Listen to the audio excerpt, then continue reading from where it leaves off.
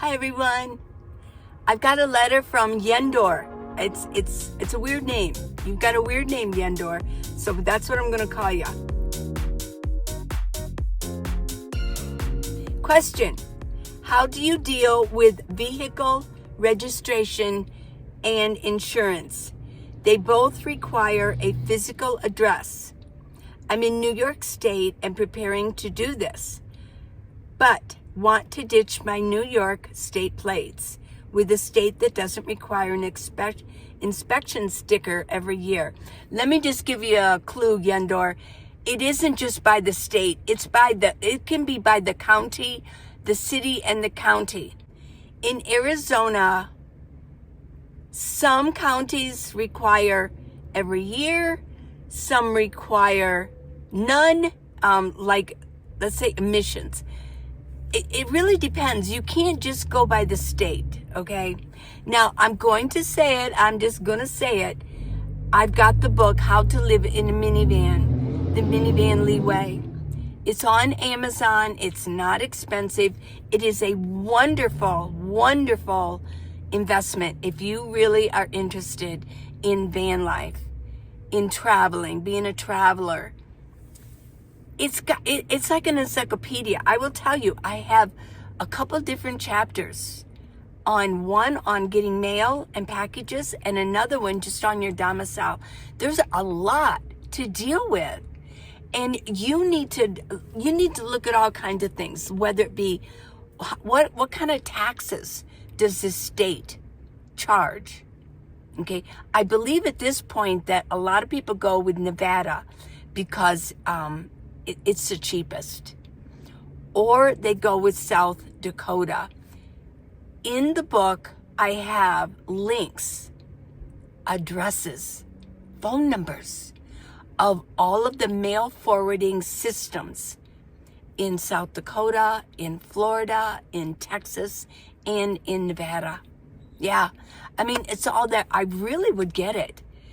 And I'll leave the link in comments. I'll pin it and in the description. In fact, in every description, do you know where to find my description on each of my videos? I think it says more. You click on that word more and it'll bring all of it down. All of my books are at the bottom, okay? But I will leave this particular book, I'll repeat it and put it more towards the top. For any of you that are really interested in van life, this is a good encyclopedia. It's got everything from pets, the difference between build out, no build out, what states are good to go to, the gadgets you're going to need, what to even think about, how to empty out your house, list upon list upon list in that book. Okay? And it is the second edition, so everything is updated. Plus, there are links in the book. If you have the ebook, and all you have to do is click on it. And it takes you to my playlist or other things. There's other things in there too, other links. But it will take you, each chapter has its own dedicated playlist. Now, if you're in the book, the paperback, all you have to do is hold your phone up to the QR code at the end of each chapter, and it will take you there. So, I mean, I'm just singing its praises because it's there. It is the most comprehensive van life book on the market, and I've looked at all of them. I took a lot of time with that book. So, in order for me to answer your question, there's a lot there. Especially for just doing this on a 15-minute video. There's so much there that you are asking. Now, everybody has to have, I'll tell you a little bit, everybody has to have a domicile. Domicile, it is your legal address. You know, you can have 5 or 6 homes around the world or more, but you only have one domicile. You have to choose one. You could have a home. A lot of people, I mean, I'll tell you about, this is how Arizona works. Let me get comfortable here. The way Arizona works is A lot of snowbirds come to Arizona in the winter. That includes famous people, names you recognize, very famous people. They have ranches around Tucson. Paul McCartney used to, I don't know if he still does. Paul McCartney used to have one, yeah. Paul and Linda McCartney used to be seen around Tucson quite a bit, way back. Okay, so, but then they have a lot of snowbirds come here and they have homes back east. I'm sure that most of them have their domicile back east. That's where they keep their legal residence. That means that those are the laws that they follow, whether it be the taxes, voting, registering your car, getting your license, driver's license, planning your estate. All of that goes with your domicile. So choose it carefully. If you haven't chosen one yet, is it yonder? Go ahead and take more time to research. Which state, just start Googling it, which state is the best for what your needs are. If you want like no state income tax, I believe that in Nevada, there's no state income tax whatsoever. Yeah. And Nevada is very easy. There are a few in Pahrump, Nevada. There are more than one mail forwarding. Because, listen, if you don't have a regular address, a domicile, once you leave your domicile in New York, what's your address going to be? What is your address going to be? Well, you can find mail forwarding businesses that will let you use their address as a domicile. Okay? As a rule, I'm going to say 98% of all P.O. boxes that you could get all across the country will not accept you. They won't be acceptable as a domicile. There are exceptions if somebody lives in an area that there is, because it's so small or maybe it's remote, that they do not have good mail service. You will have to get a P.O. box number. Now, of course, the government, that's flagged as a regular domicile, but 98% of P.O. boxes are flagged as non-domicile, that you can't use them, okay? So, unless you have a family, a friend, or somebody that will let you use their address as your residence, where your mail will go, your important mail. There's such a difference. Let me explain the mail. Your domicile you have to be able to pick up mail there. Because believe me, your driver's license, yes, it's going to be sent to your domicile, whatever you put down as your domicile. So if you just drive around and randomly go, oh, I like that house, I think I'll use that address. Well, you better be able to pick up your mail there, because that's where a lot of your important papers are going to be sent. For one, let's say you get a passport. Let's say you get your new driver's license. It's going to be sent to your domicile, whatever you put down as your legal residence. So if you don't know those people, you better go meet them quick and say, hey, I think I got some mail coming here pretty soon. Can I come pick it up? Yeah. I mean, seriously. Yeah. You don't want to just pick a random address that you don't know. So either a family, a friend, or somebody you know who will let you do that. If you don't have that, you're going to have to go with a mail forwarding service. The most popular is in South Dakota, and that's in my book, okay? Or you can Google it. And I've got all of the Pahrump addresses, the mail forwarding, in my book for Pahrump in Nevada. Yeah. Let's go with mail. And literally what you can do, I've got the phone numbers in there too, that you can call them. I think you can set things up right online. But in order to do, let me step back just a minute, okay? In order to use Nevada, you have to be a resident. Oh yeah. And in Nevada, you have to be a resident for 1 month. So you could go get a campsite for 1 month, keep the receipt, and take that then to the mail forwarding or to the mail forwarding system there, and they will help guide you in that. Now, if you want to go with South Dakota, they only require, that's why so many people use South Dakota. They only require 1 day. 1 day. Why would people do that? Why would they do that? Because South Dakota doesn't have a great population. So they need all they can get for representation in Washington, D.C.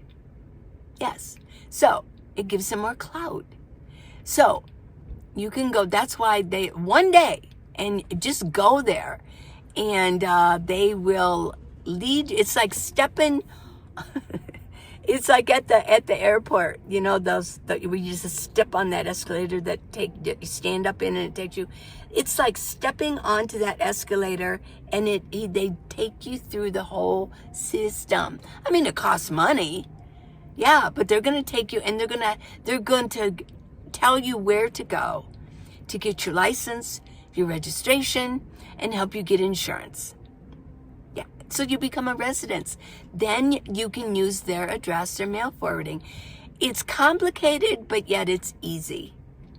My book makes it a whole lot easy because it's got everything there, all the instructions you need for that, okay? Now, let's talk mail. You know, you have to be able to get your mail at your domicile. And if you go to Pahrump, or you go to, in South Dakota, look, I think it's called America's Mailbox, yeah. Believe me, that's your mail. And you have to sign you have to sign papers. You have to let them know, you know, like what kind of a plan you want. It's easy, but yet, I mean, you have to do it. It takes time. But so that's your domicile. That will become your domicile if you don't use a friend or family. Now, mail. Is that the only place you can get your mail? It's the only place you can get your really important documents, like your driver's license when you get it and they mail it. Oh, yeah. But, you know, you can get other mail. You can get letters. You can get all kinds of things that don't have to go to your domicile. So you can have a P.O. box in every state of the United States and beyond if you want to. But you can't use them as your domicile. You only have one domicile, but you can have many mailboxes. The domicile handles, you need to make sure it can handle the important stuff when the government sends you something, okay? So that's that. Now, as far as packages go, you can get packages anywhere. I mean, if you use Amazon, you can pick them up at you just let Amazon know where you want to pick them up at. There are lockers you can pick things up at. Not everything, not a great big items or lithium battery items, but yeah, you can use lockers, and you can use Whole Foods for smaller, what they deem as non-dangerous stuff or not so big. Yeah, so there's a way to do it, but it can get complicated. You said that you want a state that doesn't require every year that you have to register your car. Okay, I'll just know what I know. I think in Arizona, I forget the registration. I can do every year, every couple years, or I believe, but I have to pay for it. As far as your license goes, when you get older, there's going to be states that require more frequent, because I think they want to check our eyes or something like that, yeah. So, and as far as emissions, that's different too, anywhere. That's different. I remember when I was living with my daughter in Cincinnati, that the county that I was in, well, it would be, okay. Ohio's weird. They have counties and then they have townships. I know, they still have townships. So the township that I was in, that I chose to go to, did not require any emissions. But if I went to a different part of Cincinnati, in a different township. Oh yeah. So it's all different. You can't just say, I want this, and then I want this. There's a lot you need to consider. And in the book, I have it.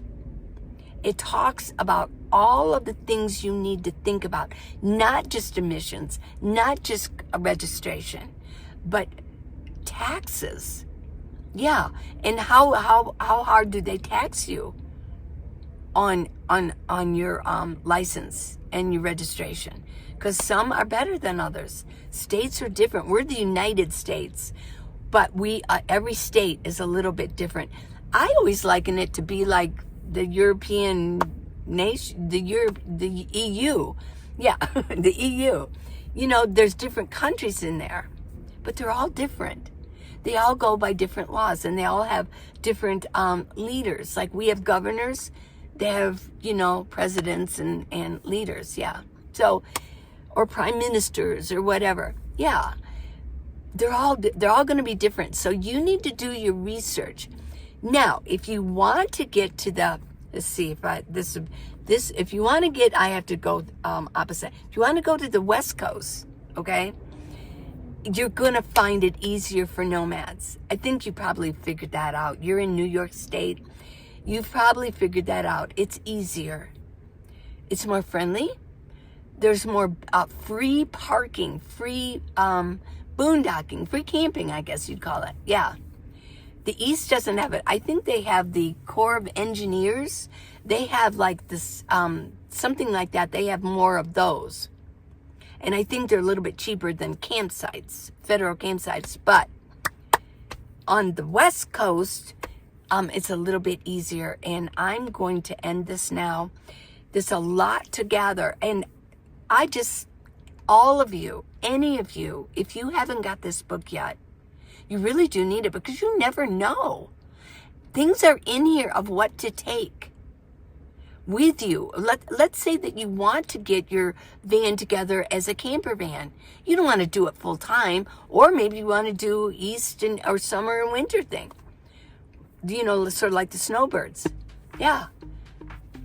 This will help you start organizing your life up. So there you go. I love you guys. I will see you tomorrow morning. If you didn't see this morning's, it's a fun video. I talk about, I tell a couple stories about in the past on a farm, when I lived on a farm. So it's kind of fun. It's only 9 minutes long. And then I will see you tomorrow morning. Be there, okay? Mwah. I love you guys.